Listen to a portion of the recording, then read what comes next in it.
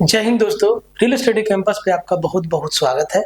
तो आज हम लोग मैथ का जो प्रैक्टिस सेट चल रहा है उसमें दूसरा सेट देखने वाले हैं और आज का जो सवाल है वो हमने लिया है आरआरबी एनटीपीसी यूजी 7/5/2026 को जो परीक्षा हुई थी उसका शिफ्ट 2 का क्वेश्चन मैंने उठाया है। और ये आपका जो शिफ्ट है, ये सब जो पेपर है आगे आने वाला कोई भी एग्जाम, चाहे आपका एनटीपीसी का सीबीटी 2 हो, चाहे एएलपी का सीबीटी 2 हो, सब में काम आने वाला है। चाहे अभी जो टेक्नीशियन की वैकेंसी आई है सबके लिए है, क्योंकि सभी एग्जाम्स में सवाल एक ही तरह के पूछे जा रहे हैं।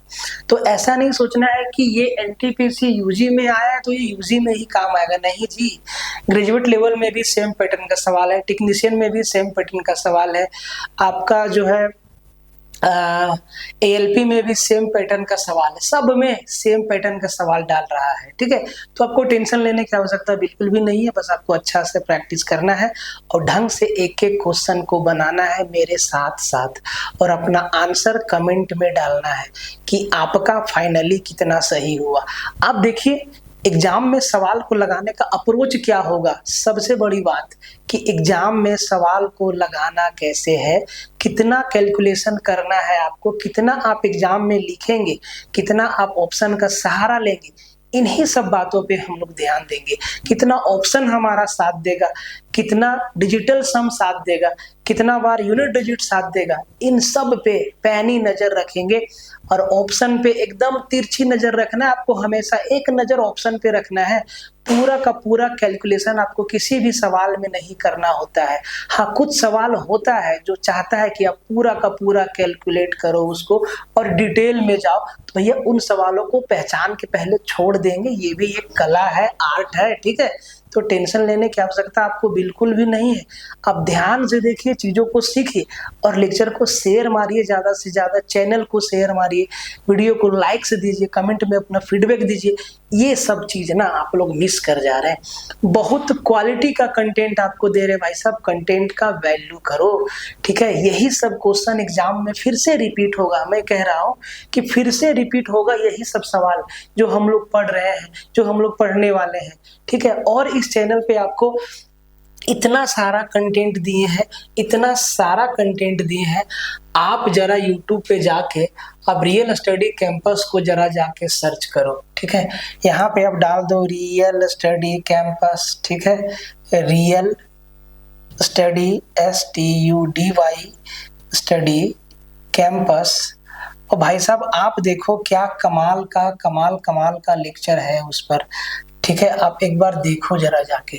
ठीक है, आप एक बार देखो, आप लोग चैनल पे विजिट करिए कि कितना कंटेंट काम का है। देखो कंप्लीट ज्योमेट्री हमने करवा दिया है, 1 shot time speed and distance latest सवालों के साथ, मेंसुरेशन 3D 6 घंटे की मैराथन, ट्रिगोनोमेट्री नए सवालों के साथ, ट्रिगो का सारा formula, height and distance, number system, उसके बाद मेंसुरेशन 2 बार है, डिस्काउंट अभी एकदम लेटेस्ट क्वेश्चन के साथ, लाइन एंड एंगल का जो लेटेस्ट सवाल आया, अलजेब्रा का लेटेस्ट क्वेश्चन के साथ। ठीक है, ट्रिगो का, भाई साहब बहुत सारा लेक्चर है, एकदम लंबी वीडियो है। एक बार देखो आराम से। और अभी आपने भाई साहब अभी जो आरआरबी एनटीपीसी यूजी का जो पेपर आया ना, आप देखना एक भी सवाल बाहर नहीं है, एक भी सवाल नया नहीं है। भाई साहब हमने पूरा निचोड़ के बढ़िया से सोच के समझ के तभी क्वेश्चन बना के आपको पढ़ाया है। तो आप इन सब लेक्चर को देखोगे ना तो आपका ना सवाल छूटेगा ही नहीं। ये अलग बात है कि ये फ्री है, पैसा नहीं लग रहा है, तो पैसा नहीं लग रहा है बट मेरा जो मेहनत लगा है ना, खून जला है कंटेंट बनाने में। ठीक है, और जलता है तो भाई साहब जबरदस्त कंटेंट आपको दे रहे हैं। आप जाके एक बार देखो तो सही, और चैनल को प्रमोट करो मेरे भाई। ठीक है, एक से एक आपको क्लास दे रहे हैं। ठीक है, और इस कंप्लीट सेशन का जो PDF होगा वो हम टेलीग्राम पे डाल देंगे। टेलीग्राम का लिंक डिस्क्रिप्शन में भी रहेगा और कमेंट में भी पिन कर देंगे। और एक एक सवाल को जरा ध्यान से देखो, ध्यान से समझो। ठीक है, चलो देखना, टारगेट यही रहेगा कि एग्जाम में सवाल को कैसे निपटारा करना है, क्योंकि ये सब रियल क्वेश्चन है एग्जाम में आए हुए, इन्हीं पे आपको प्रैक्टिस करना होगा। बिना अभ्यास के सफलता नहीं मिली, अभ्यास करना पड़ेगा। ठीक है, करना ही पड़ेगा आपको प्रैक्टिस, चाहे आप हंस के करिए चाहे आप रो के करिए, आपको प्रैक्टिस करना होगा अगर आपको सिलेक्शन चाहिए तो। जरा ध्यान से देखो, कहता है कि एक दुकानदार किसी वस्तु का अंकित मूल्य 4000 अंकित करता है, उसका एमआरपी 4000 रख दिया। एक त्योहार के दौरान वह पहले अंकित मूल्य पर 20% का डिस्काउंट देता है, तो पहले वो जो है 20% का डिस्काउंट आपका दे रहा है, बाद में ज्यादा प्रॉफिट कमाने के चक्कर में वो करता क्या है, जो वो डिस्काउंट देता है ना, जो डिस्काउंट देने के बाद जो प्राइस बचता है ना, उस पर 20% का वृद्धि कर देता है। तो कह रहा है कि इतना सारा चेंजेस के बाद उसका अब विक्रय मूल्य क्या है। जरा ध्यान से आप देखो मेरे भाई, 4000 है, 4000 पे पहले हम 25% का डिस्काउंट देते थे। 25% का मतलब 1/4 होता है, तो 4000 का 1/4 मतलब 1000 रुपया छोड़ता था। तो 4000 की वस्तु को वो 3000 में बेचता था, बोले जी हाँ 3000 में बेचता था। अब वो क्या कर रहा है, ज्यादा पैसा कमाने के चक्कर में इस 3000 में 20% का वृद्धि कर दे रहा है। तो भाई 3000 का 20% कितना होगा, आप कहेंगे सर 10% 300, 20% 600, तो इसमें 600 रुपया और जोड़ दे रहा है, मतलब 3600 रुपया में अब बेच रहा है। और यही 3600 हमारा क्या हो जाएगा, उत्तर हो जाएगा। गुरुदेव इस सवाल में इतना ही काम करना है, ठीक है। अगले सवाल को देखो कि इस सवाल में कितना काम करना है। जरा ध्यान से देखो, निम्नलिखित में से कौन सा अंक x के स्थान पर रखा जाए ताकि 3 अंकों की संख्या 2x2 4 से डिविजिबल हो जाए। अगर 2x2 4 से डिविजिबल है तो भाई साहब यहाँ हमें x के जगह पे एक संख्या रखना है, और ऐसा संख्या रखेंगे जिससे हमारा ये 4 से डिविजिबल हो जाए। अब 4 से कोई नंबर डिविजिबल हो उसका तरीका क्या है कि आखिरी का 2 अंक 4 से डिविजिबल होना चाहिए, बोले जी हाँ। अब आखिरी का अंक तो 2 है, तो इसके पहले अगर 0 हम रख दे तो सर 0 2 4 से डिविजिबल है, बोले जी नहीं। इसके पहले हम 4 रख दे तो 4 पर 2 42 4 से डिविजिबल है, बोले जी नहीं।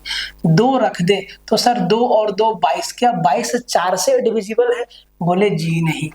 1 रख दे, 1 रख दो मेरे भाई, 1 पर 2 12, 4 से डिविजिबल है, बोले जी हाँ 4 तिहाई 12, मतलब हमें 1 रखना होगा x के जगह पे। इस सवाल में इतना ही काम करना था आपको, ठीक है। समझते जाओ, एग्जाम में सवाल को लगाना कैसे है इस चीज को समझते जाओ।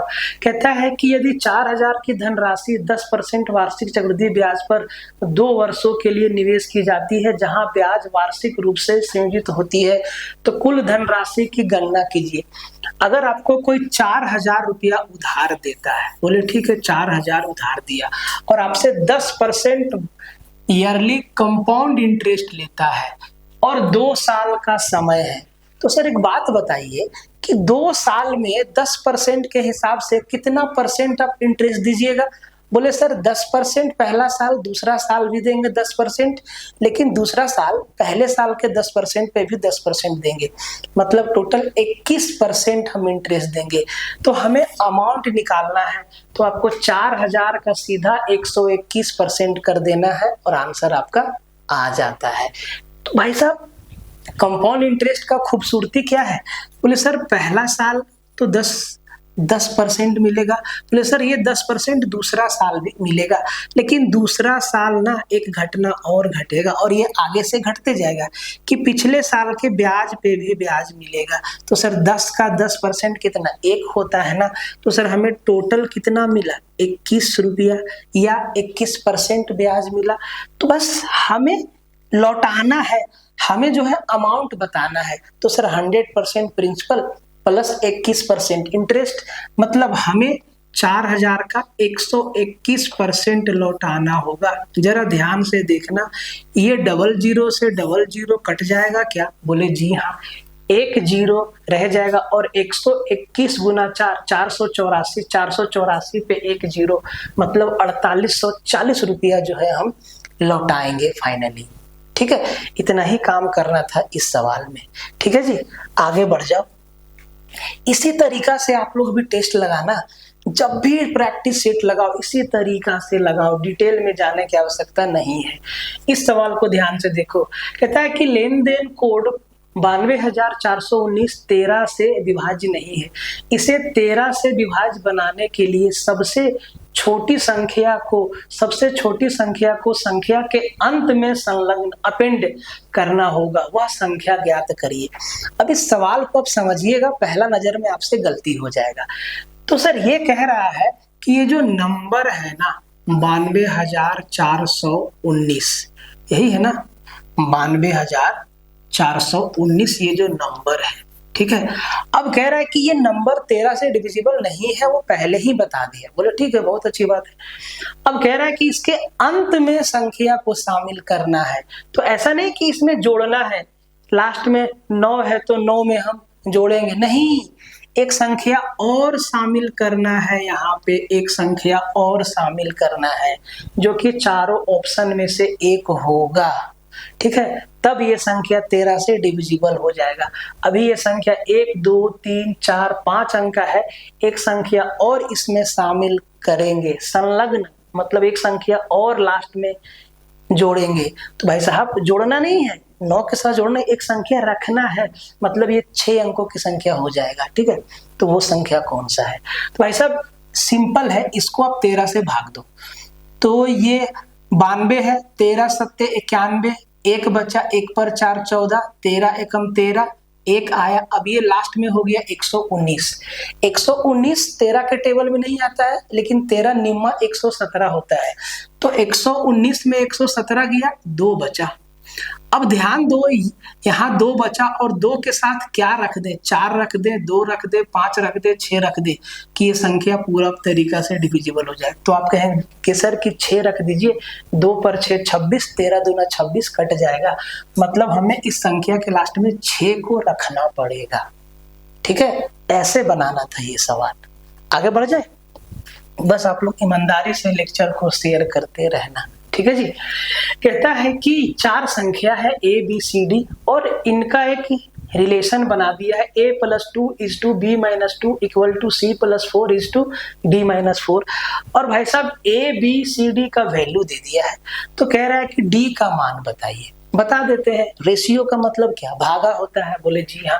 तो A + 2 और A का वैल्यू कितना 6 है, तो 6 और 2 8 बटा में B - 2, B का वैल्यू 6 है, 6 में 8 है, 8 में 2 गया, 6 बचा, बराबर C + 4, C का वैल्यू 12 है, 12 और 4 16 अपोन में D - 4 है और इसी का वैल्यू हमें निकालना है।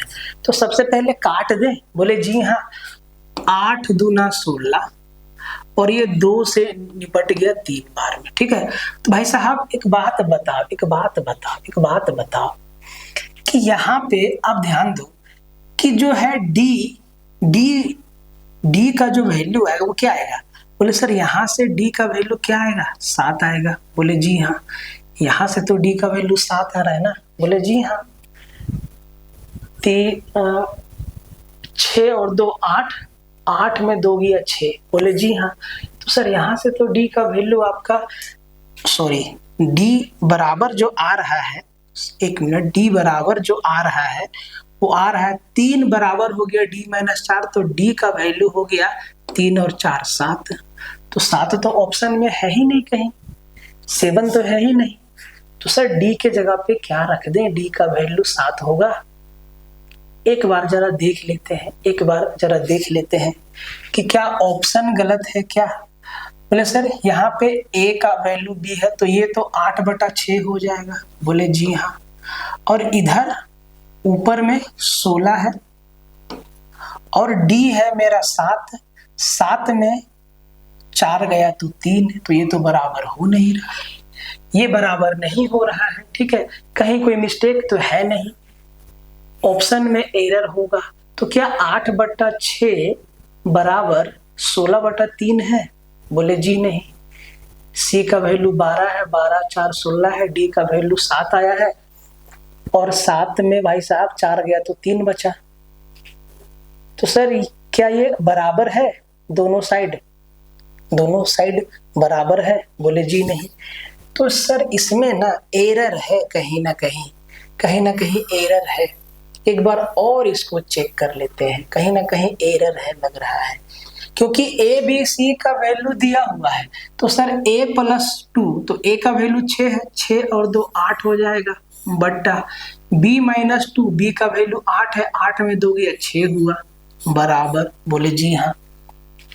अब आप यहाँ से देखो c+4, c मेरा 12 है, 12 और 4 आपका 16 हो गया, अपॉन यहाँ से d-4, यही ना बचेगा। बोले जी हाँ।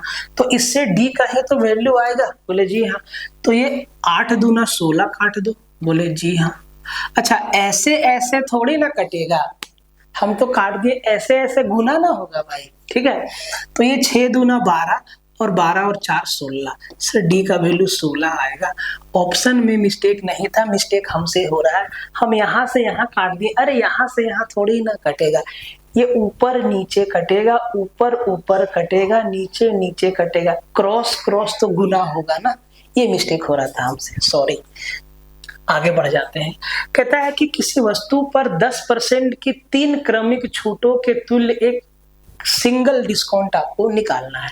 तो सर मान लो कि सर 100 रुपया का वस्तु है, 10% छोड़े 90 पे पहुंचे, फिर 10% छोड़े 9 रुपया मतलब 81 पे पहुंचे। अब 10% यहाँ दिए, 10% यहाँ दिए, ठीक है। बोले सर 10% यहाँ दिए, 10% यहाँ दिए। बोले ठीक है, अब इस पे 10% और देना है, ठीक है। या तो अब डायरेक्ट सक्सेसिव लगा दो ना भाई, बात वही है। अगर डायरेक्ट सक्सेसिव लगा दो तब भी आपका उत्तर आ जाएगा, ठीक है। सीधा सक्सेसिव लगा दो ऐसे सवाल में।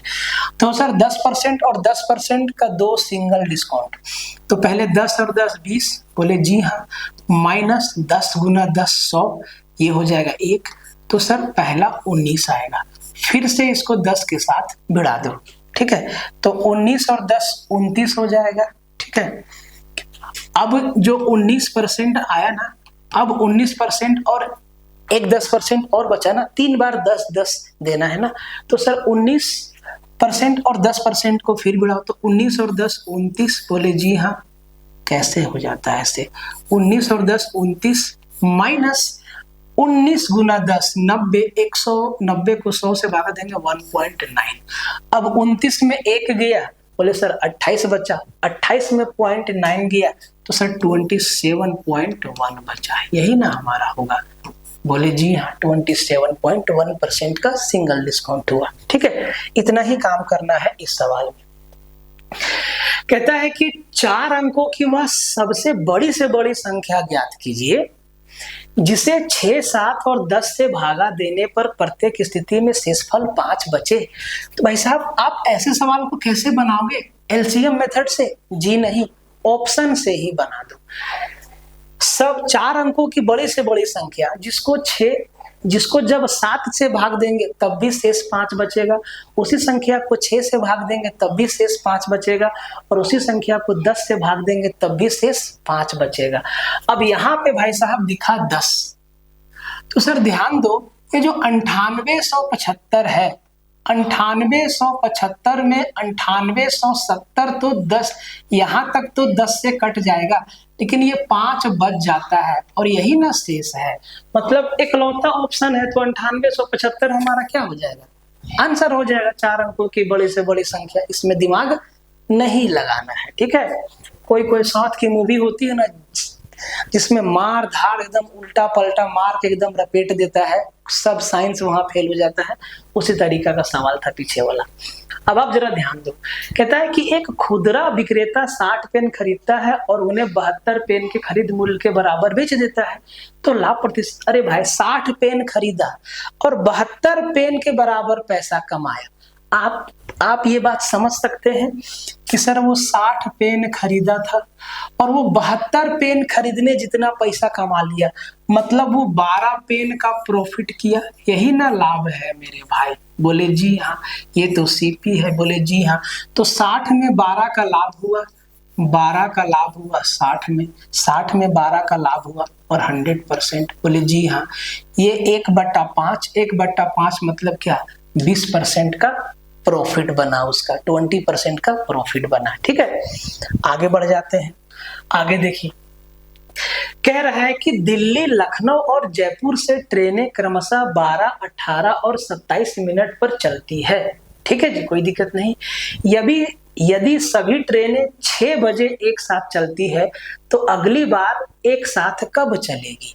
तो भाई साहब, जब कोई चीज ना, जब कोई घटना ना एक अंतराल पे हो, एक अंतराल पे होता है, ठीक है, पहला ट्रेन 12 मिनट बाद, दूसरा ट्रेन 18 मिनट बाद और तीसरा ट्रेन जो है 27 मिनट पर चलती है, ठीक है, और सब ना एक साथ 6 बजे चलती है, तो अगला बार बोलो फिर कब मिलेगा? बोले सर सबका एलसीएम। तो सर सबका 12, 18 और 27 का एलसीएम कितना? 12 से 18 54 दूना 12, 18 54 108, ठीक है। तो सर सबका एलसीएम कितना? एलसीएम आया 108 मिनट, 108 मिनट, 108 मिनट। अब 108 मिनट मतलब क्या?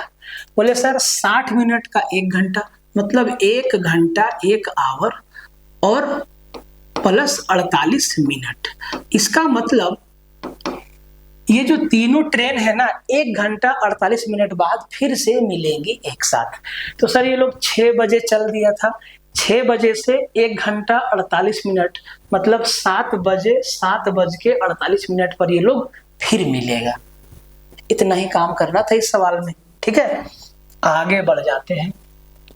कहता है कि किसी हर एग्जाम में सेम सवाल आ रहा है, रेलवे का कोई भी एग्जाम आप उठा लो, बस डाटा बदल दे रहा है, सवाल एकदम सेम आ रहा है, ठीक है। कहता है कि यदि किसी संख्या का 40% उसके 25% से 36 अधिक है, मान लो कोई संख्या 40% है x, इसका 40%, ठीक है। 40% का मतलब क्या? 2/5। बोले जी हाँ। और इसका 36% से, तो सर आप इसको ऐसे कर दो ना कि आप इसको ऐसे ही रहने दो, क्योंकि घटाने में सुविधा होगा, ठीक है, घटाने में सुविधा होगा। तो सर x का 40%, बोले जी हाँ, बराबर इसी x का 25% से 36 अधिक है। बोले सर यही चीज कह रहा है, परसेंट लगा हुआ है। बोले जी हाँ, परसेंट लगा हुआ है। बोले जी हाँ, मतलब ये आपको समझाने के लिए लिखे, ये जो 36 दिया है 40 और 25 का डिफरेंस ही तो है, इसको इधर लेके आएंगे भाई साहब, तो x का 15%, 40 में 25 गया तो 15% के लिए 100 बराबर 36 है। बोले जी हाँ। तो हमसे संख्या ही तो पूछा है, बोले निकल जाएगा। तो सर ये 5 से काट दो, 5 दिया 15 और 5 दूनी 10। बोले जी हाँ। 3 से काट दो इसको 12 बार में और 12 दूना 24, 240 है वो संख्या। और क्या 240 किधर है? ऑप्शन सी हमारा उत्तर हो गया। इतना ही काम करना है इस सवाल में, ठीक है जी। आगे बढ़ जाते हैं। कहता है कि यदि 9 का पावर x माइनस 9 का पावर x माइनस 1 बराबर 72 है तो 2x minus 1 upon 2x plus 3 का मान ज्ञात करिए। ये घातांक और करनी का सवाल है, ठीक है, घातांक और करनी का सवाल है। जरा ध्यान से देखो, ये 9 का पावर x है, बोले जी हाँ, माइनस इसको हम लिख सकते हैं 9 का पावर x गुना 9 का पावर माइनस 1। बोले जब बेस बराबर हो और गुना में हो तो पावर को जोड़ देते हैं, तो x प्लस माइनस 1 जोड़ेंगे तो x माइनस 1 ही तो आएगा। बोले जी हाँ। ऐसा क्यों की? बोले सर और इसी का वैल्यू क्या है? 72 है। बोले बहुत अच्छा बात, यहाँ तक कोई दिक्कत नहीं। यहाँ से हम 9x को कॉमन ले लेते हैं। बोले ठीक है, अंदर बच गया 1 माइनस 9 का पावर माइनस 1। तो सर अगर किसी भी संख्या का a का पावर माइनस 1 बराबर क्या होता है? 1/a होता है। बोले जी हाँ। 9 का पावर माइनस 1 मतलब 1/9 होता है। बोले जी हाँ। इसी का वैल्यू क्या है? बोले सर 72 है। बोले ठीक है, कोई दिक्कत नहीं, ये चीज समझिएगा। बोले जी हाँ। अब जरा ध्यान से देखो, ये क्या बना?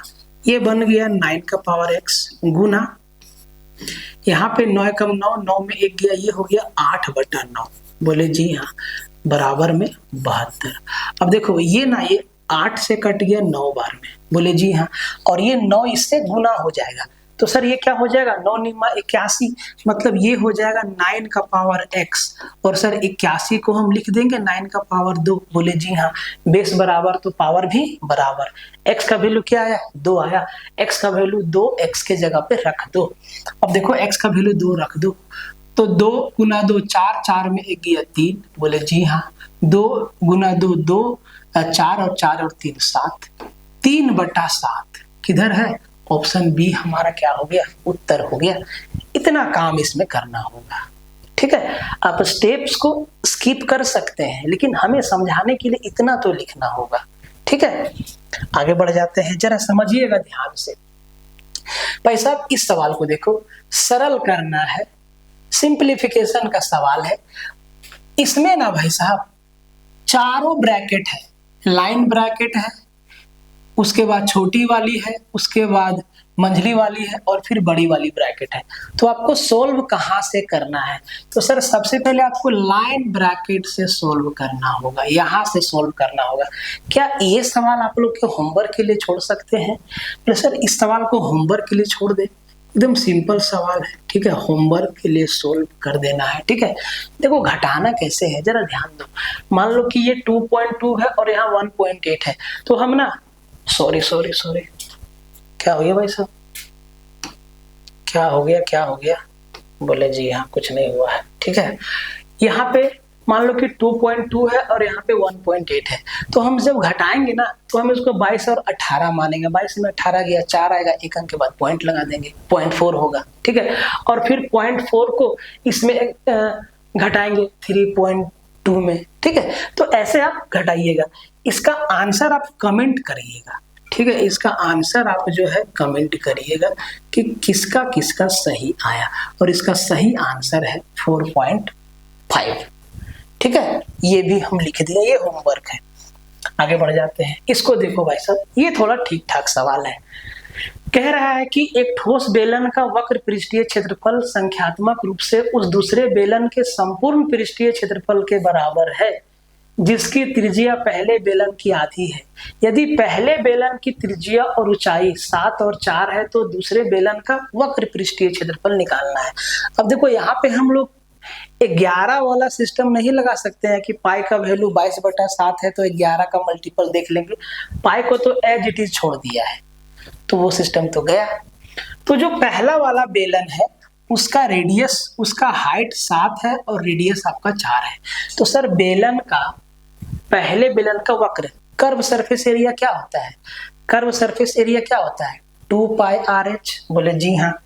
तो दो पहली बेलन का 2π, पाई को पाई छोड़ दो, ठीक है। आर मेरा क्या है? बोले सर आर मेरा 4 है। बोले जी हाँ।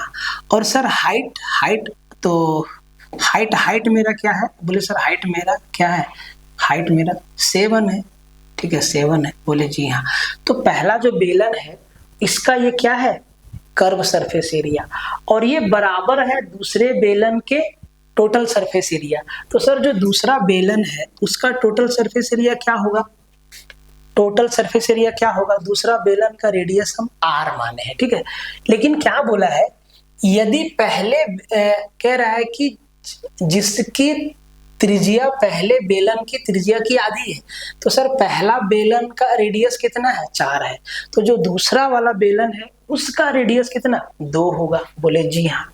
अब यहाँ पे आप समझिए, लेटरल सरफेस एरिया या कर्व सरफेस एरिया होता है पाई आर 2πRh। बोले जी हाँ, यही होता है। इसमें जब हम ऊपर नीचे के एरिया को जोड़ देते हैं जो कि 2 सर्कल का एरिया होता है, तो ये हो जाता है 2πr², ठीक है जी। यहाँ से हम लोग 2πr को कॉमन कर लेते हैं, ये हम आपको लिख के बता दे रहे हैं।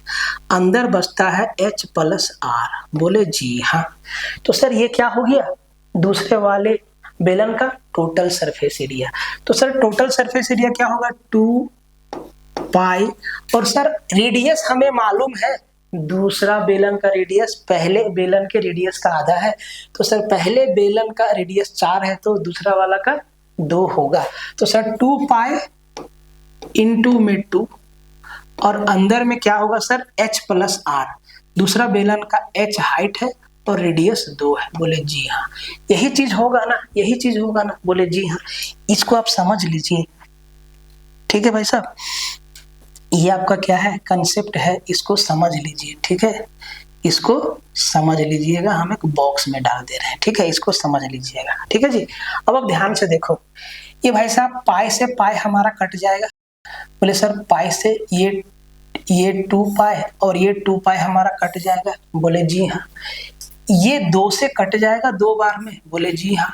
ये हो गया 7 दूना 14 और 14 में 2 गया तो 12। दूसरा बेलन का हाइट कितना आ गया? बोले सर 12। और दूसरा बेलन का रेडियस क्या है? बोले सर 2। ये तो दिया हुआ है। अब देखो आपको बेलन का हाइट और रेडियस दोनों मालूम है। बोले सर ठीक है।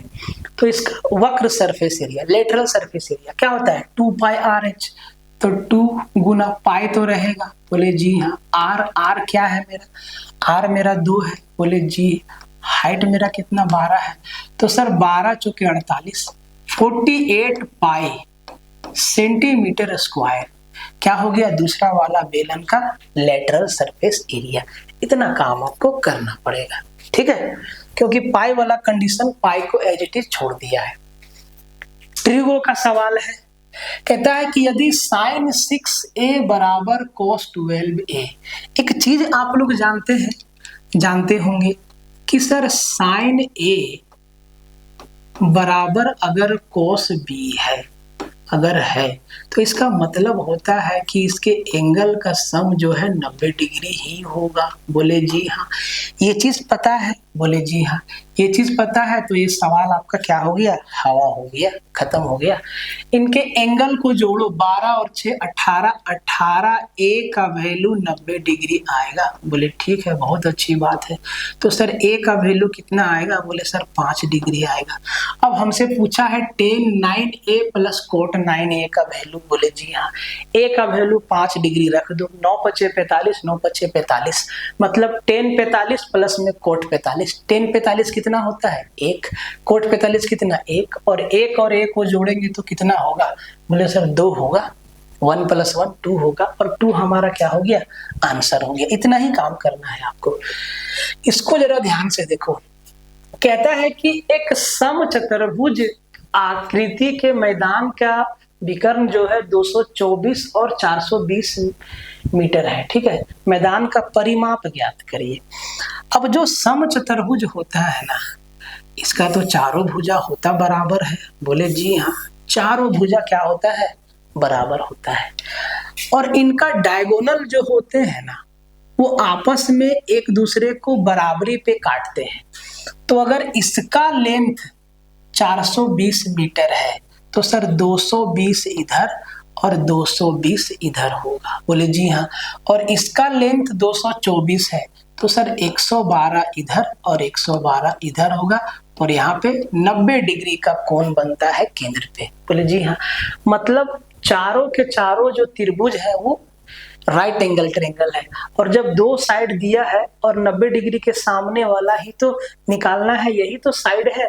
हमें इसका पेरीमीटर निकालना होगा तो चारों साइड का लेंथ चाहिए और चारों साइड क्या होता है? बराबर होता है। तो भाई साहब ये हाइपोटेनस का लेंथ कैसे निकलेगा? 2 तरीका है आपके पास। पहला है कि या तो आप बेसिक से जाइए, दूसरा अगर आपको ट्रिपलेट का ज्ञान है तो आप आराम से काम कर सकते हैं। जरा ध्यान से देखो मेरे भाई, यही चीज है ना? बोले जी हाँ। अगर हम इस वाला हिस्सा को काट के बाहर निकालें तो ये 220 है और ये 112 है। तो हमसे हाइपोटेनस ही तो पूछा है। बोले जी हाँ। यही ना हाइपोटेनस, यही ना हाइपोटेनस, हाइपोटेनस, हाइपोटेनस। बोले जी हाँ। कैसे निकालेंगे? अब देखो, अगर ट्रिपलेट का ज्ञान है, ये पक्का कोई ना कोई ट्रिपलेट होगा। बोले जी हाँ। इसमें कॉमन मल्टीपल ढूंढिए, ठीक है। कॉमन मल्टीपल ढूंढिए, ठीक है। अगर इसमें हम ये तो 14 से जा रहा है ना, 14 सत्ती 112, 112 को हम क्या लिख सकते हैं? 7 गुना 14। बोले जी हाँ 14 लिख सकते हैं। क्या इसमें भी 14 है? 14 एकम 14, 6 और 2 8, ठीक है। 220 है ना? अच्छा सॉरी 220 नहीं ना, 210 है ना भाई। ये 420 है ना, तो 420 का आधा 210 होगा ना, तो गलत कर दिया ना। तो ये भाई साहब कितना है, ये 210 है, ठीक है, ये 10 है 210। अरे 420 का आधा 210 होगा ना, बोले जी हाँ 210 है, ठीक है। तो 210 में 14 है, 14 एकम 14, हाँ 14 है। 210 को हम कर सकते हैं 14 गुना में 14 25 70, 14 गुना 15, ठीक है। अब देखो, अब एक जादू आपको दिखाते हैं। 14 14 इसमें कॉमन है, 14 14 कॉमन है, तो इसमें भी 14 कॉमन होगा, मतलब जो आंसर होगा वो 14 का मल्टीपल होगा। लेकिन हम आपको बता दें कि सर एक बात बताइए कि क्या 7 15 और 17 एक ट्रिपलेट नहीं है? 7 15 और 17 हमारा ट्रिपलेट नहीं है? बोले जी हाँ। इसका मतलब अगर इसका रेशियो 7 है और इसका रेशियो 15 है, तो सर इसका रेशियो कितना होगा, 17 होगा। मतलब 17 को भी 14 से मल्टीप्लाई करना होगा। तो 17 चौके 68, 17 चौके 68 का 8, बोले जी हाँ। और 17 एकम 17 और 6, 17 एकम 17 और 6, 17 एकम 17 और 6 23, 238 होगा एक भुजा। इसी को 4 से मल्टीप्लाई कर देंगे, आंसर होगा। भाई साहब बहुत तरीका है, जो उत्तर होगा वो 4 का मल्टीपल होगा, साथ ही साथ 14 का भी मल्टीपल होगा, 14 का होगा तो 7 का भी होगा, बहुत सारा तरीका है। तो सर ये 4 का मल्टीपल है, ये 4 का मल्टीपल नहीं है, ये 4 का है, ये 4 का है, ठीक है। तो सर 800 इसका 4 गुना 8 चौके 32 का 2, यही होगा 952, 238 238 238 238, चारों भुजा का लेंथ क्या, 238 238 238, 238 गुना 4, 8 चौके 32 का 2, यूनिट डिजिट वही होगा 2 होगा। भाई 2 इसमें भी तो है, लेकिन ये 4 का मल्टीपल नहीं है, ठीक है। और 4 तिहाई 12, 4 तिहाई 12 और 3 15 का 5, और 4 दूना 8 और 1 9, 952 आ गया, ठीक है। तो इस सवाल को करने का तरीका था, ठीक है। हम आपको सब कुछ समझा दिए। यहाँ पे कहता है कि 2 कारों की चाल का अनुपात 5:7 है। अब 2 कार है, उनका स्पीड का रेशियो दे दिया है, एक का 5 है, दूसरा का 7 है, ये रेशियो है। और कह रहा है कि तेज चलने वाली कार तेज चलेगी जिसका रेशियो बड़ा होगा, 2 घंटे में 140 किलोमीटर जाती है। अगर आप 2 घंटा में 140 किलोमीटर जाते हैं तो 1 घंटा में कितना जाएंगे, 70 किलोमीटर। मतलब जो आपका स्पीड होगा वो 70 किलोमीटर पर आवर होगा, 70 किलोमीटर पर आवर आपका स्पीड होगा। तो अगर 7 का वैल्यू 70 है तो 1 का वैल्यू 10 है, तो 5 का वैल्यू क्या हो जाएगा, बोले सर 50 किलोमीटर पर आवर। बोले जी हाँ, 70 kilometre per hour, 50 kilometre per hour. अब कह रहा है कि तो धीरे चलने वाली कार जो है समान समय में कितना दूरी तय करेगी। अगर ये भी 2 घंटे तक चले तो सर 2 घंटा में कितना, 100 किलोमीटर कवर करेगी। और क्या 100 किलोमीटर हमारा क्या हो जाएगा, आंसर होगा 50 किलोमीटर 1 घंटा में, अगला घंटा में भी 50 किलोमीटर, 2 घंटा में 100 किलोमीटर। बहुत ही लॉजिकल सा सवाल है और बहुत ही आसान है। इसको जरा ध्यान से देखो, ज्योमेट्री का सवाल है। कहता है कि ABCD एक चतुर्भुज है जिसमें AB और DC और E तथा F जो है AC और BD के मध्य बिंदु है। यदि AB आपका, अच्छा यहाँ पे एक चीज छूट गया ना, AB पैरेलल टू DC है ना, तो यहाँ पे पैरेलल का साइन छूट गया, ठीक है। AB और DC आपका क्या है, समांतर है, मतलब ये ट्रेपेजियम है। अगर आमने सामने का 2 भुजा समांतर है तो ये क्या है, ट्रेपेजियम है, समलंब है। बोले ठीक है। E तथा F AC और BD के मध्य बिंदु है, AB 74 है, BC आपका 91 है। बहुत आसान है, जरा ध्यान से देखो। ट्रेपेजियम इसमें है क्या, इसके शेप में ट्रेपेजियम है क्या, हाँ है, ठीक है। तो भाई साहब एक ट्रेपेजियम हम बना दिए। बोले जी हाँ, ये हमारा क्या है, ट्रेपेजियम है, ठीक है। इसको थोड़ा हड्डा कट्ठा बना देते हैं, समझ लीजिए, ठीक है जी। ABCD, ABCD और डी। बोले जी हाँ, ये दोनों पैरेलल साइड है। बोले जी हाँ, कोई दिक्कत नहीं। अब कह रहा है कि ई तथा एफ जो है एसी और बीडी के मध्य बिंदु है, ठीक है। एसी और बीडी का मिड पॉइंट है कौन? ई तथा एफ। मान लो कि एसी का मिड पॉइंट यहाँ पे है। बोले जी हाँ, और बीडी का मिड पॉइंट यहाँ पे ई तथा एफ। ई एफ का लेंथ हमसे पूछा है, ठीक है। तो इसका सीधा फॉर्मूला होता है, क्या होता है? बोले सर ई एफ बराबर जो होगा वो आधा होगा किसके? ए बी और डी सी के डिफरेंस का, ठीक है। तो सर ए बी और डी सी, ध्यान से आप देखो, ए बी मेरा कितना है? 74 है। ए बी कितना है? बोले सर 74 है। बोले सर ठीक है। और बी सी कितना है सर? डी सी मेरा 26 है, ठीक है। 26 है। बोले जी हाँ, ये मेरा 26 है। बोले सर ठीक है। और क्या दिया हुआ है जरा देखे तो, कुछ स्पेशल है क्या इसमें, देख लेते हैं। और BC कितना है सर? BC 91 है। बोले ठीक है, BC 91 है। और कौन सा बचा? AD 39 है। बोले जी हाँ, AD आपका 39 है। तो इसमें कौन सा दिमाग लगाए? क्या है यहाँ पे? 26 और 76 और 26 आपका हो गया भाई साहब कितना? 26 और 76। इनसे तो कोई मतलब है नहीं, इसमें सबका लेंथ दिया हुआ है। बोले जी हाँ। तो सर 26, 76 और 26, ठीक है। 76 और 26 हो गया आपका भाई साहब 90 और 6 6 12 102। और DC मेरा 26 है ना, DC मेरा 26 है। बोले ठीक है। और ये 91 है। बोले जी हाँ। और 11 में 9 गया 2। जी नहीं, कहीं पे कुछ मिस्टेक तो नहीं हो रहा। ए बी मेरा 74 है, BC 91 है, ठीक है। और 102 कहीं मिस्टेक इसमें नहीं है। सवाल में कहीं कुछ मिस्टेक नहीं है। सिस्टम भी बंद है। किसका हम ओरिजिनल डाटा देखें, ठीक है। सिस्टम भी बंद है। अच्छा, हम इसको देख लेते हैं, ठीक है। इसको हम देख लेंगे अभी कि इसमें दिक्कत क्या है, ठीक है। आइए जरा इस सवाल को देखते हैं। और इस सवाल को देखने से पहले ना थोड़ा सिस्टम को चालू कर लेते हैं ताकि हम इसको भी देख पाए, ठीक है। इसको भी देख पाए। बोले जी हाँ, इसको भी हम देख लेंगे, ठीक है। तो ये देखो, कहता है कि एक दुकानदार एक ही अंकित मूल्य वाले खिलौने पर निम्नलिखित स्कीमें प्रदान करता है। बोले क्यों, कौन सा स्कीम है भाई? तो सर जो वो स्कीम है ना, वो कह रहा है कि कितनी भी संख्या में खरीदे गए खिलौने पर 44% और 12% का 2 डिस्काउंट। बोले ठीक है।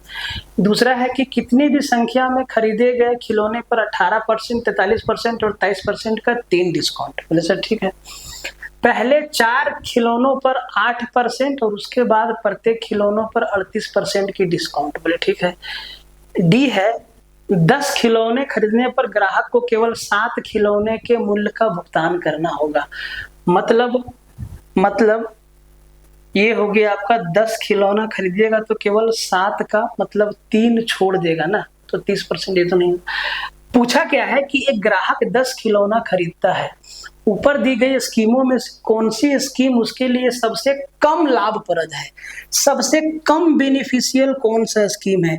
तो भाई साहब जिस स्कीम में सबसे कम डिस्काउंट होगा कस्टमर के लिए, वही सबसे कम बेनिफिशियल होगा। तो आपको निकालना होगा कि सबसे कम डिस्काउंट किस में है। तो ऑप्शन ए में आप देखो 44 और 12। 44 इसमें आप अप्रोक्स निकाल लो, ठीक है। 44 और 12 2 डिस्काउंट है, तो इसको सिंगल डिस्काउंट में कन्वर्ट करना होगा। तो 44 और 12 आपका हो गया 56 और 56% माइनस 44 गुने 12 तो 12 चौके 48 का 8, 12 चौके 48 और 4 52, ये हो गया 5.28। तो 56 में मतलब ये भाई साहब ये आपका 50% के आसपास डिस्काउंट देगा। बोले ठीक है, तो ये तो कस्टमर के लिए फायदेमंद है, ज्यादा डिस्काउंट है। दूसरा में क्या है कि आप कितना भी खिलौना खरीदिए 3 डिस्काउंट मिलेगा, 18%, 43% और 23% का। बोले ठीक है, 18, 43 और 23 का। बोले ठीक है सर, तो इनको आप सिंगल डिस्काउंट में कन्वर्ट कर दीजिए। तो सर 18 और 43 को आप जोड़ दीजिए, 18 और 43 आपका हो गया भाई साहब 18 और 43 61 माइनस 18 गुना 43, तो 18 × 54 और 18 चौके 72, 72 और 5 77, मतलब 7.74। तो सर आप इसको कर दीजिए 61 में, यहाँ पे गया तो भाई साहब 54, मतलब इसमें पहला बार में 54% के आसपास डिस्काउंट मिलेगा, लेकिन अभी 23% का एक डिस्काउंट और देना बाकी है। तो 54 में 23 जोड़ेंगे भाई साहब, तो आपका हो जाएगा 4 3 7 और आपका हो जाएगा 5 2 7, 77 माइनस 54 गुना 23। तो 54 गुना 23, 23 चौके 92 का 2 और 23 25 115, 15 और 9 124, मतलब ये हो गया 12.4। अरे भाई साहब हमको मिनिमम डिस्काउंट ढूंढना है, तो सर ये तो भाई साहब इस सब से भी ज्यादा है ना। 77 में आप 10%, 67, ये भाई साहब ये आपका आ जाता है 64% के आसपास। ठीक है, तो इसमें तो ऑप्शन सी में तो बहुत ज्यादा डिस्काउंट मिल रहा है। ऑप्शन डी में देखिए, ऑप्शन बी में आपका बहुत ज्यादा डिस्काउंट मिल रहा है। बोले सर ठीक है। ऑप्शन सी में देखिए, तो सर हम यहाँ पे लिख देते हैं, ए में हम अप्रोक्स निकाले हैं 50% के आसपास, बी में आपका 64% के आसपास। बोले जी हाँ। अब सी में देखो, कह रहा है कि 4 खिलौना खरीदिएगा तो 8% और उसके बाद हर खिलौना पर 38% का डिस्काउंट मिलेगा। बोले ठीक है। तो सर ग्राहक जो है 10 खिलौना खरीद रहा है, कैलकुलेटिव सवाल है ये, ठीक है, 10 खिलौना खरीद रहा है। तो सर मान लेते हैं कि हर एक खिलौना का MRP 100 रुपया है। तो सर जब वो 4 खिलौना खरीदेगा, बोले जी हाँ, तो 400 का 8% उसको डिस्काउंट मिल जाएगा। तो सर 400 का 8% कितना? बोले सर 32, ठीक है, 32 रुपया। और बाकी जो 6 खिलौना बचा जिसका दाम 600 रुपया है, उस पे उसको 38% का डिस्काउंट मिलेगा। तो बटा में 100। बोले जी हाँ। यहाँ पे 6 × 48 का 8 और 6 × 18 और 4 22, यहाँ पे 228 रुपया का डिस्काउंट मिलेगा। तो 228 रुपया और यहाँ पे 32 रुपया, आपका हो गया भाई साहब 60। 200 टोटल, इन दोनों को जोड़िएगा तो सर टोटल 260 रुपया का डिस्काउंट मिल रहा है। इसको हटा देते हैं यहाँ से, ठीक है, इसको हटा देते हैं। 260 रुपया का डिस्काउंट मिलेगा कितना पे? बोले सर 1000 रुपया पे। 10 खिलौना है ना, तो सर कितना परसेंट हो गया? बोले सर यहाँ पे 26% का डिस्काउंट मिल रहा है। तो ऑप्शन सी में कस्टमर को 26% का डिस्काउंट मिल रहा है। अभी तक सबसे कम डिस्काउंट ऑप्शन सी पे आया है। अब देखो ऑप्शन डी में 10 खिलौना खरीदिए और केवल 7 खिलौने का पैसा दीजिए। इसका मतलब ये है कि भाई 7 खरीदिए और 3 फ्री ले जाइए, यही बात हुआ ना। अब 10 खिलौना खरीद रहे हैं और 7 ही का पैसा दे रहे हैं, मतलब 3 फ्री ले जा रहे हैं। इसका मतलब भाई साहब 10 में 3 फ्री है, मतलब इसमें 30% का डिस्काउंट है। अब आप खुद फैसला कर लो कि उत्तर कौन सा होगा। ग्राहक को सबसे कम डिस्काउंट कहाँ मिल रहा है? बोले सर ऑप्शन स्कीम सी में। और स्कीम सी कहाँ है? ऑप्शन बी में। और ऑप्शन बी हमारा क्या होगा? आंसर होगा। ये सवाल थोड़ा सा तो समय लेगा आपसे, ठीक है, तो चाहे तो आप इस सवाल को पहली नजर में स्किप कर सकते हैं। कहता है कि एक विद्यार्थी 3 परीक्षाओं में क्रमशः 2, 3 और 5 के भारांक के साथ 75, 80 और 90 अंक प्राप्त किया। तो ये वेटेज है और ये मार्क्स है, ठीक है। बोले जी हाँ। तो कह रहा है कि भारित औसत क्या है? वेटेज एवरेज आपसे पूछा है। अरे भाई साहब, तो 2 को 75 से मल्टीप्लाई करिए 150, ठीक है। 3 को 80 से 8 × 24 240, बोले जी हाँ। और 5 को 90 से 9 × 5 = 45, बोले जी हाँ। और सबको जोड़ दीजिए, और 2 और 3 5 और 5 10 से भागा दे दीजिए। कितना हो जाएगा? 400 और 200 690 और एक 790 840, 840 को 10 से भागा देंगे, 84 आ गया वेटेज एवरेज स्कोर, ठीक है, 84। इतना ही काम करना था इस सवाल में। आगे बढ़ जाते हैं जरा। कहता है कि दो संख्याओं का योग 72 है यदि बड़ी संख्या में 8 की वृद्धि की जाए और छोटी संख्या में 6 की कमी की जाए तो परिणामी संख्याएं 3 और 2 के अनुपात में होती है। मूल दो संख्याओं में से छोटी संख्या ज्ञात करना है। अब इस सवाल को कैसे बनाओगे? भाई साहब, x मान के बनाओ और मामला खत्म करो। तो मान लो कि छोटी संख्या अगर x है तो सर बड़ी संख्या 72 - x होगा। बोले जी हाँ, ये छोटी है और ये बड़ी है। अब ध्यान देना कि बड़ी संख्या में 8 को जोड़ना है, मतलब 72 - x में 8 जोड़ना है। तो 72 में 8 जोड़ेंगे तो सर 80 - x होगा, बड़ी वाली संख्या। और छोटी वाली संख्या x है, इसमें से 6 को घटाना है, तब जो इनका अनुपात होगा वो 3:2 होगा। जरा इनका क्रॉस मल्टीप्लाई कर दो। 8 दूना 16 160 माइनस का 2x बराबर 3 से इनको 3x और माइनस का 18। तो ये हो गया -2 उधर गया 5x बराबर हो गया 178। तो सर यहाँ पे लिख देते हैं 5x का वैल्यू आ गया 178, ठीक है। तो सर x बराबर 5 से भागा दे दो, 5 × 3 = 15, 5 × 5 = 25, 5 × 6 = 30, 35.6 ऑप्शन डी हमारा आंसर हो गया। इस सवाल को इसी तरीका से करने में फायदा है और इसी तरीका से करना भी होगा, ठीक है जी।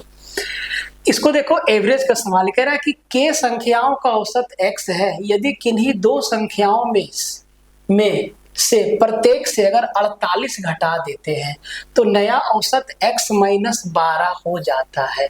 तो कह रहा है कि k का मान ज्ञात करिए। दो तरीका है, एक लॉन्ग मेथड और एक शॉर्ट मेथड।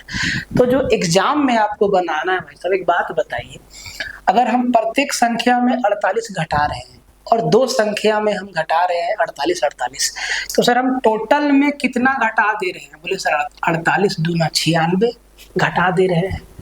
और भाई साहब उससे एवरेज क्या हो रहा है कि भाई 12 कम हो जा रहा है। देखो, पहले एवरेज मेरा क्या था? x, अब एवरेज मेरा x - 12, एवरेज में 12 का कमी आ जा रहा है, ठीक है। k संख्या है, बहुत सारा संख्या है, ठीक है। तो हमसे पूछा है कि k का नया मान क्या होगा, ठीक है, k का नया मान क्या होगा। तो एक बात बताओ, इस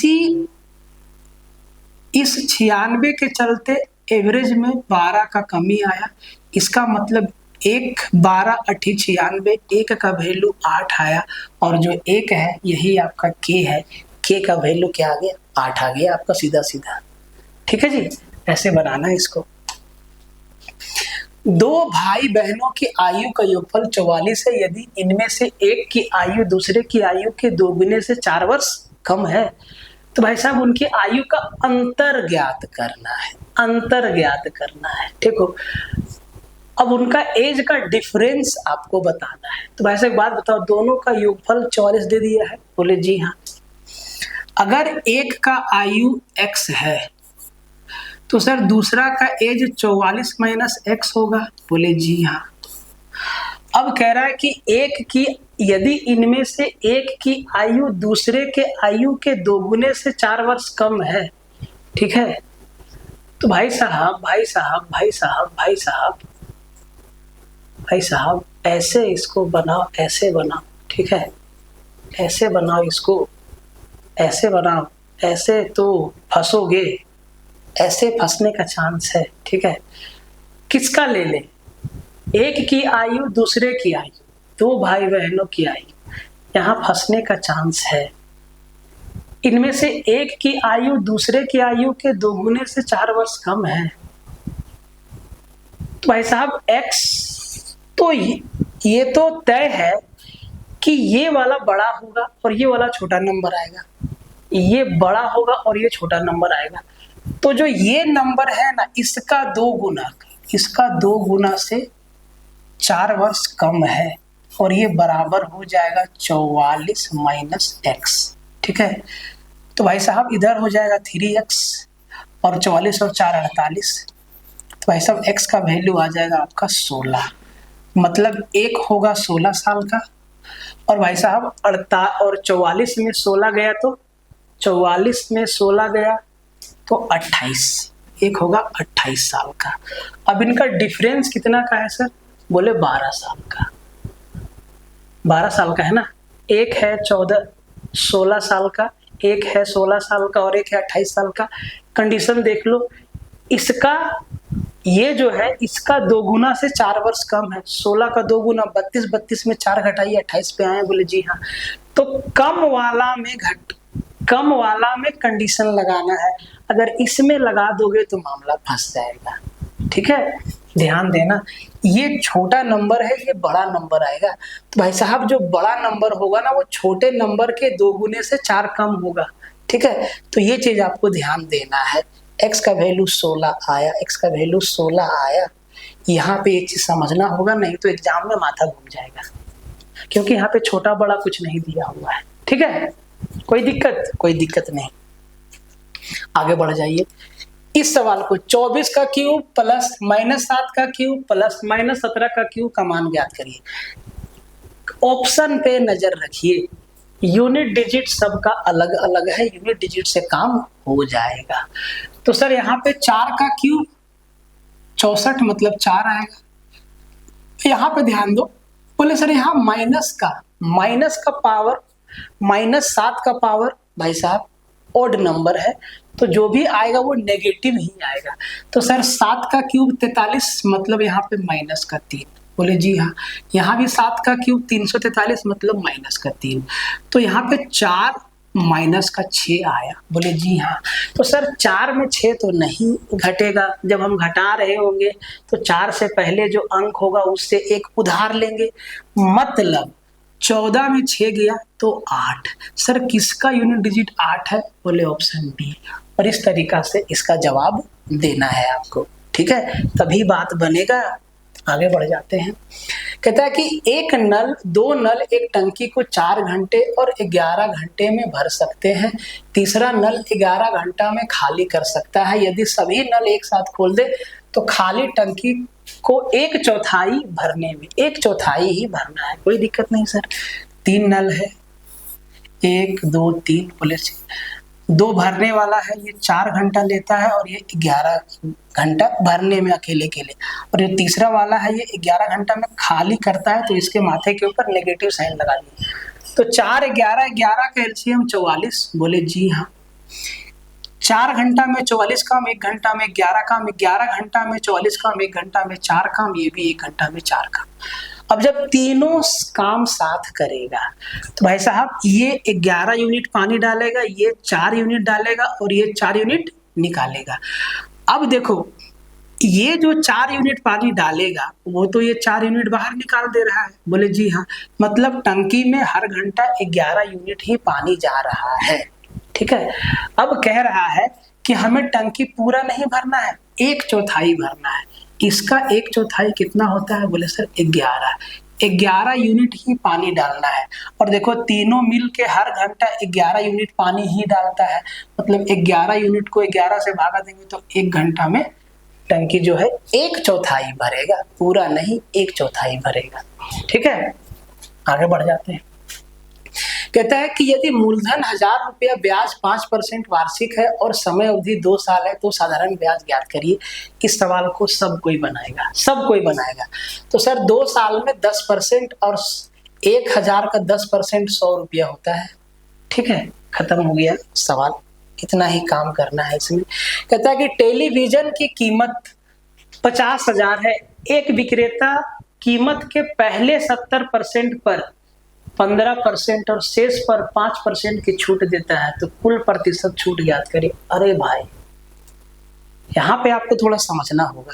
ठीक है, यहाँ पे आपको समझना होगा, ऐसा ना कि 70%, 15% और 5% तीनों को मिला के आप एक सिंगल डिस्काउंट निकाल दे, मामला खराब हो जाएगा। ठीक है, तो आप जो है ना 50,000 का यूज ना करे तो बेहतर है, क्योंकि इससे कोई मतलब नहीं है। क्यों मतलब नहीं है? क्योंकि भाई साहब हमें टोटल डिस्काउंट निकालना है। तो मान लेते हैं वस्तु का दाम है 100 रुपया। अब 100 को पहले 2 भाग में बांटना होगा। ठीक है, पहला भाग में 70% मतलब 70 रहेगा, तो दूसरा भाग 30% मतलब 30 बचा। अब देखो इस 70% पर 15% का डिस्काउंट देता है, तो सर 70 का 15% आपको निकालना होगा। 70 का 15% कितना हो गया? बोले सर 70 का 15% कितना हो गया? 15% मतलब 15/100। ठीक है, तो सर आप इसको 15/10 लिख लो, क्योंकि काटने में सुविधा होगा। बोले जी हाँ, 0 से 0 काट दो, 15 सत्ते 75, 100 15/100 रहने दो। ठीक है, तो यहाँ पे 10 रुपया 50 पैसा का डिस्काउंट मिला है। ठीक है, बोले जी हाँ, और इस पर हमें 5% का डिस्काउंट मिलता है। यहाँ पे 5%, तो सर इसका 5% कितना? 10% 3 है, तो 5% कितना? 1.5 होगा। यहाँ पे 1.5 रुपया, तो 70 रुपया पे 10.5 रुपया छोड़ता है और 30 रुपया पे 1.5 रुपया का डिस्काउंट देता है। सर टोटल डिस्काउंट कितना हुआ? 10.5 और 1.5, ये मिला के 12 रुपया। तो सर 100 पर 12 मतलब 12% का डिस्काउंट मिला। ऐसे बनाना है सवाल को। 50,000 को खामखा क्यों लेना है, कोई मतलब नहीं है। ठीक है, आगे बढ़ जाते हैं। इस सवाल को जरा देखिए, कहता है कि किसी टंकी को 2 नल M और N द्वारा भरा जा रहा है। M टंकी को 18 घंटे में भरता है और N उसे 9 घंटे में भरता है। टंकी के तल्ली में रिसाव द्वारा पूरी तरीका से भरी हुई टंकी 27 घंटा में खाली हो जाता है। रिसाव जारी रहने पर यदि दोनों नल खुले रखे जाएं तो टंकी को पूरी तरीका से भरने में कितना समय लगेगा?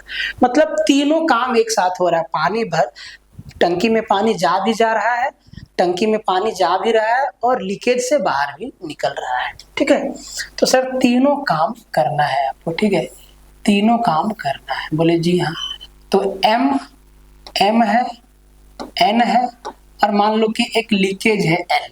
ठीक है, तो M 18 9, ये 18 घंटा, ये 9 घंटा, और जो लीकेज है वो 27 घंटा में टंकी को खाली कर देता है। तो इसके माथा पे नेगेटिव साइन लगाते हैं। अब जी सबका एलसीएम 18 9 27, 27 दूना 54, 18 तिया 54, 9 छक्के 54, एलसीएम कितना? 54 ले लो, 54। ठीक है जी, अब ये 18 तिया 54 3 यूनिट, 9 से 6 बार में, 27 से 2 बार में। बोले जी हाँ, तीनों को काम करना है एक साथ। ये 3 यूनिट डालेगा, ये 6 यूनिट डालेगा और उसमें से ये 2 यूनिट निकाल देगा। 3 और 6 9, 9 में 2 यूनिट निकल जाएगा, मतलब हर घंटा 7 यूनिट पानी टंकी में जाएगा। और हमें 54 यूनिट भरना है, तो सर 54 भागा 7 कर देना। तो सर 7 सत्ते 49, 7 से 7 सत्ते 49 आपका बच गया भाई साहब 49 और 5 54, 7 सही 5/7 घंटा लगेगा।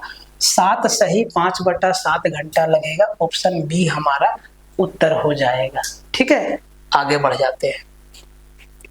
कहता है कि एक ट्रेन जो है 3 घंटे तक 72 किलोमीटर की चाल से चलती है और 1.5 घंटे तक 60 किलोमीटर पर आवर की चाल से चलती है। ट्रेन की औसत चाल, एवरेज स्पीड निकालना है। एवरेज स्पीड बराबर total distance by total time. तो सर टोटल डिस्टेंस कितना? बोले सर 3 घंटा तक चलता है, 3 घंटा चलता है और हर घंटा 72 किलोमीटर। तो 7 21 210 और 3 दूना 6 216 किलोमीटर चलता है पहला बार में। दूसरा बार में 1.5 घंटा में 60 किलोमीटर पर आवर की स्पीड से 1.5 घंटा तक। 60 और 30 90, तो सर 216 और 90, 216 और 90 जोड़ेंगे तो भाई साहब 306 आएगा ना। तो सर जो टोटल डिस्टेंस कवर करता है वो 306 किलोमीटर का टोटल डिस्टेंस। टोटल टाइम कितना लग गया, 3 और 1.5 4.5 घंटा। वो 4.5 घंटा को 10 ऊपर ले जाते हैं। यही आपका एवरेज स्पीड निकल के आ जाएगा। देखो तो 9 से कट जाएगा, 9 पचे 45 और 9 तिया 27 और 9 चौके 36, 5 दूना 10, 5 दूना 10 बोले जी हाँ, और 34 दूना 68, 68 किलोमीटर पर आवर उसका एवरेज स्पीड हुआ। बोले जी हाँ, ठीक है, एवरेज स्पीड हुआ, ठीक है। 60 से 72 के बीच में, सब 60 से 72 के बीच में है, ठीक है। आगे बढ़ जाइए, इस सवाल को जरा देखिए। कहता है कि 2 ट्रेन एक्स और वाई, ये ट्रेन, ये सवाल कैलकुलेटिव है, सब आता तो ऐसा ही है बिल्कुल, और ये पेपर में आया हुआ है। कहता है कि 2 ट्रेनें एक्स और वाई समांतर पटरियों पर चल रही है। ट्रेन एक्स की लंबाई 200 मीटर है, ठीक है, और इसकी चाल 72 किलोमीटर पर आवर है। बोले सर ठीक है। ट्रेन वाई की लंबाई 300 मीटर है और इसका चाल नहीं दिया हुआ है, मतलब ट्रेन वाई का चाल निकालना होगा। यदि ट्रेनें विपरीत दिशाओं में चलती है तो वो 15 सेकेंड में एक दूसरे को पार कर जाती है। जब 2 ट्रेन एक दूसरे को पार करती है तो वो अपनी अपनी लंबाई को पार करती है। बोले जी हाँ। साथ ही साथ दोनों के स्पीड को जोड़ देते हैं। बोले जी हाँ। तो सर समय बराबर क्या होगा, समय बराबर दूरी बटा चाल। समय कितना लगा है, 15 सेकेंड। दूरी कितना है, बोले सर दोनों ट्रेन का लंबाई, तो एक ट्रेन का लंबाई है 200, दूसरा का है 300, 500 मीटर, ठीक है। तो 500 मीटर हमारा डिस्टेंस हो गया। अब दोनों के स्पीड को जोड़ेंगे, ध्यान देना। तो सर एक ट्रेन का स्पीड है 72 किलोमीटर पर आवर और दूसरा ट्रेन का स्पीड हम मान लेते हैं 1 किलोमीटर पर आवर, ठीक है। तो सर ये जो स्पीड है ये किलोमीटर पर आवर में है ना, इसको मीटर पर सेकेंड में बदलना होगा। तो सर मीटर पर सेकेंड में बदलने के लिए 5/18 से हम लोग गुना करते हैं। इसका मतलब यहाँ पे लिखेंगे 72 प्लस में a, और सर इसको 5/18 से गुना करेंगे भाई साहब, तो 5 नीचे और 18 ऊपर चला जाएगा। बोले जी हाँ, यही काम होगा ना, यही काम होगा। बोले जी हाँ, यही काम होगा। बोले जी बिल्कुल यही काम होगा। अब भाई साहब आपकी बारी है, इसको 3 से काट दो, 3 पचे 15 और 3 छक्के 18। अब भाई साहब इसको मल्टीप्लाई करना होगा, तो ये होगा 5 पचे 25 और 25 से 72 और a को मल्टीप्लाई करना होगा, तो 25 गुना 72, तो सर 25 दूना 50 और 25 सत्ते 175 और 5 180, ये 1800 हो जाएगा, प्लस में 25a हो जाएगा। बोले जी हाँ, बराबर 6 पचे 30, 3000 हो जाएगा। बोले जी हाँ। और सर 3000 में 1800 जाएगा तो सर a बराबर हो जाएगा 1200 और बटा में 25, ठीक है। और ये 25 चौके 100, 12 चौके 48, a का वैल्यू क्या आ गया, 48 किलोमीटर पर आवर। ये काम करना होगा। दूसरा ट्रेन का स्पीड आ गया। अब क्या बोला है, यदि दोनों ट्रेन समान दिशा में चलेगी तो तेज चाल चलने वाली ट्रेन धीमे चाल चलने वाली ट्रेन को ओवरटेक करने में कितना समय लगेगा। फिर से समय बराबर दूरी बटा चाल, हमसे समय पूछा है। बोले जी हाँ। अब आप जरा एक बात बताओ कि जब सेम डायरेक्शन में जाएगी तो स्पीड को घटाएंगे, ऑपोजिट डायरेक्शन में स्पीड को जोड़ दिए, सेम डायरेक्शन में घटा देंगे, तो सर डिस्टेंस वही रहेगा 300 और 200 500, ठीक है जी। बोले जी हाँ। स्पीड को घटा देंगे तो सर पहला ट्रेन का स्पीड था 72, दूसरा का 48, 72 में 48 गया तो भाई साहब 24, ये किलोमीटर पर आवर में, इसको मीटर पर सेकेंड में करेंगे। बोले जी हाँ, यही होगा। बोले जी हाँ। 6 से 3 बार में, 6 से 4 बार में, 5 से 1 बार में। बोले जी हाँ। 4 से कट गया 25 बार में और 25 तिहाई 75 सेकेंड का समय लगेगा, जो ऑप्शन डी में है। कितना काम करना पड़ेगा, मुश्किल नहीं है, जल्दी जल्दी करेंगे हो जाएगा। ठीक है, आगे बढ़ जाते हैं। कहता है कि 5 और 10 दिए गए हैं, इन संख्याओं का तृतीय अनुपाती क्या होगा।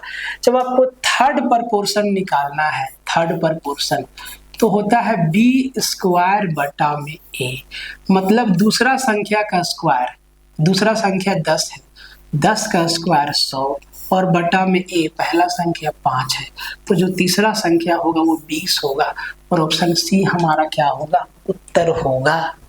तो ये थे आपके आज के 30 सवाल, ठीक है, जो मैंने करवाया भाई साहब। ठीक है, इसमें से एक सवाल आपका रह गया ना, इस सवाल को हम थोड़ा देख लेते हैं कि उस सवाल में दिक्कत कहाँ था। ठीक है, उस सवाल में भाई साहब दिक्कत कहाँ था, उस सवाल में दिक्कत कहाँ था। ठीक है, एक सवाल हमने छोड़ा है। ठीक है, एक सवाल हमने छोड़ा है इसमें, ये सवाल ना, इस सवाल में दिक्कत कहाँ था ना भाई साहब, इस सवाल में। ठीक है, हमें EF का लेंथ निकालना है, चारों साइड दिया हुआ है और ये हमारा रोम्बस है। बोले जी हाँ, तो सर इसमें दिक्कत कहाँ था, हम इसका थोड़ा देख लेते हैं। किधर गया भाई साहब, ये तो जिस पेन ड्राइव में ये लगा हुआ है उसी में ये चीज है। ठीक है, तो इसका हम, अच्छा इसका हम ना आंसर जो है टेलीग्राम पे और यूट्यूब के कम्युनिटी सेक्शन में डाल देंगे। ठीक है, इस सवाल का आंसर हम टेलीग्राम पे डाल देंगे। ठीक है जी, टेलीग्राम पे हम इस सवाल का उत्तर डाल देंगे। देखते हैं सवाल गलत है कि हमसे कुछ मिस्टेक हुआ है। ठीक है, तो क्वेश्चन नंबर 17 का उत्तर हम डाल देंगे। ठीक है जी, तो मिलते हैं नेक्स्ट लेक्चर में, तब तक के लिए जय हिंद रहेगा और वीडियो को शेयर करिए, शेयर आप लोग करते नहीं है। ठीक है।